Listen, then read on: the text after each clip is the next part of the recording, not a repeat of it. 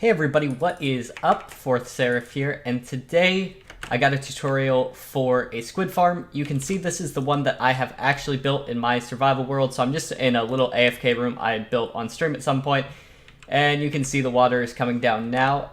So I looked for a while to find a tutorial on how to build one in 1.12, and had a lot of trouble finding one, but as you can see, I did get one built. I've been using a lot of ink sacks for black stained glass for different stuff and black concrete in a lot of builds, but we do have a lot of ink sacks, and this farm is pretty efficient, and it will get you more than you should conceivably need for a survival thing. But even if it is not as fast as squid farms used to be, it is pretty good, and a short AFK session should get you everything.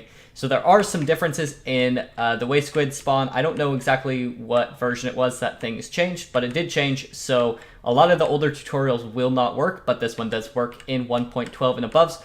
So here is it up above. This is all the redstone. It looks pretty complicated, but we will go into a tutorial and I will show you how to build it all, and it will actually be a very simple build for you. So as you can see, I am now in a creative game mode, and these are basically all of the parts that you will need to recreate. You can see I partially built some of it out because it's actually pretty simple to make once you get the hang of it. I did adapt a design from a different tutorial that I had watched and made it a little bit better in my opinion. So the first thing you're going to want to build is the bottom area and the collection area. So the most important thing is, you can see I have signs here that you might want to pause at, is that the farm has to be between Y46 and Y64. The reason for this is that squid have to spawn below squid level and above Y64 now in game. So that's why a lot of the old above ground, the dock squid farm doesn't work anymore, because I tried building that one, not realizing that this change had taken place, and tore down that whole farm and then built this one up. So my farm is a 12 by 12 area. You do not have to make it this size. That's just what I did, and if you want to copy mine exactly, but if you want more squid, you can definitely build it bigger than that, and this tutorial will still teach you how to expand it, or even if you want a smaller version, you don't want to dig out that much. But first, dig out your whole space. So you can see here, I have a 12 by 12 space, and the gold blocks would essentially be walls that would go all the way up to Y64. Next, what you're going to want to do is you are going to want to find whatever you want your very bottom layer to be. So this will be a little bit below Y64. So you need to build just a few. So the signs essentially can be, Y45 for the signs.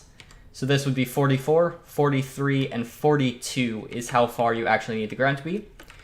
Then on Y45, you just want to come and you want to put a bunch of signs. So you're going to need to sign the whole thing. You can see I didn't do it, but it basically end up looking like this pattern repeated across the whole thing and covering the whole surface area. That way when the water comes down, what's going to happen is the water is going to stop on the signs. The squid are going to fall through and they're going to fall onto the glass here. Now, once the squid are out of the glass, they are going to die, and then their drops are going to be picked up by this hopper minecart. So you can see if I flick my little lever here, the hopper minecart will then go and pick everything up, and it will drop it in some hoppers that you have here. I'm going to show you how to build a neat little hopper collection system that will allow the hopper minecart to drop off all of its drops and then go back out and pick up more once it is full. So you can see this way it goes back. One important thing is make sure that these last blocks, whichever ones are the last ones it's going to be on, have powered rails on there. You don't need to do exactly this design. I believe that actually when I was testing this, hopper minecarts seemed to go a little bit faster across the powered rails than the regular minecart did. So when I built this, I did it with a regular minecart and added a little bit more powered rails than I need. But pretty much just go through and you can add like 1 or 2 kind of every row and just give it a test before you close everything off and put the glass on, and make sure it all works. Next, what you're going to do, this is our little hopper collection system. So you can see I put a chest and then I put 2 hoppers. You could have more or less. You could put the chest right there. I like to have it go off for a few hoppers, and then even if you wanted to have an item elevator to make it go all the way up to the top so you don't have to jump down every time. But the solution to the minecart is pretty simple. You're going to have your hopper. you're going to have a comparator here. It's going to run into a block with a repeater on it. On the other side of the block is going to be a torch. You need to have this block on top as well. That's very important. You can see if we take that off, then the repeater is no longer powered. So we're going to put a block back up in there. And then this block running into here, which will power that rail. And so I put just a few items in this minecart. So you can see I dropped that back off there. It will go, it'll drop those items. And then once all the items have been dropped off, it goes back off the edge. So if you need to pause the video and build this, I know sometimes redstone can be a little complicated, even simple stuff. So just go ahead and pause the video right here. And you can get that. It's a pretty simple build.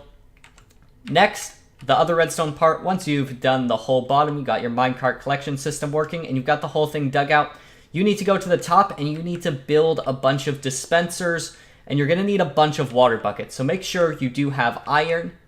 Now, you have this whole area and you want the whole thing to fill up with water from dispensers and then empty out. Now, depending on what area you choose, if you do it, I will put up a screenshot that you can use if you want to make the 12 by 12, and you can put your dispensers exactly how I have done. But if you want it bigger or smaller, there's a quick little trick that I learned when I was making mine, because the tutorial I was following didn't have anything like this. So dispensers, they drop where the dispenser actually is, and then one on each side.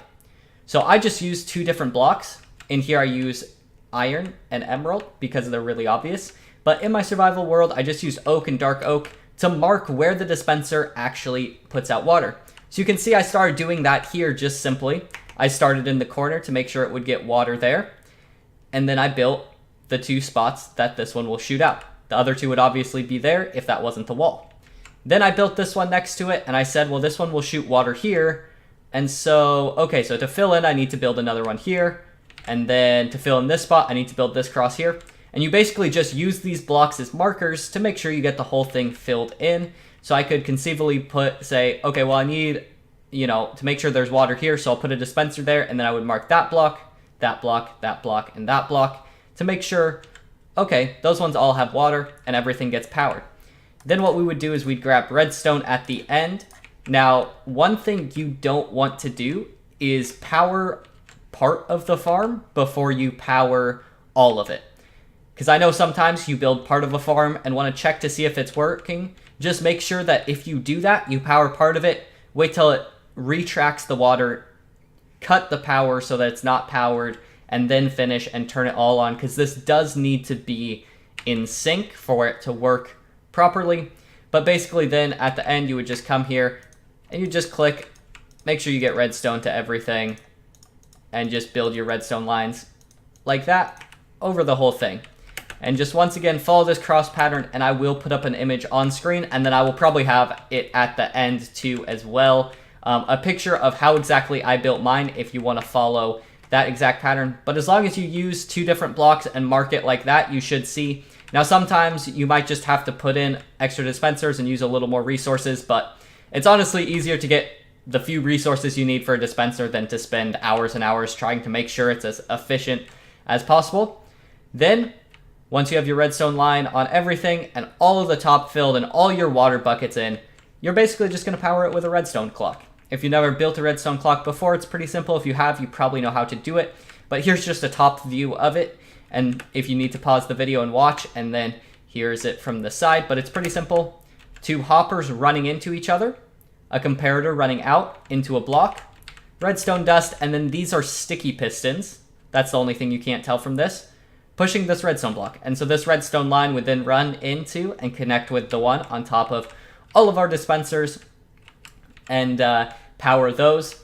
Now, I play on a server, so the amount of items I have in the hoppers here, that determines the length of the clock. 1 item is 1 tick.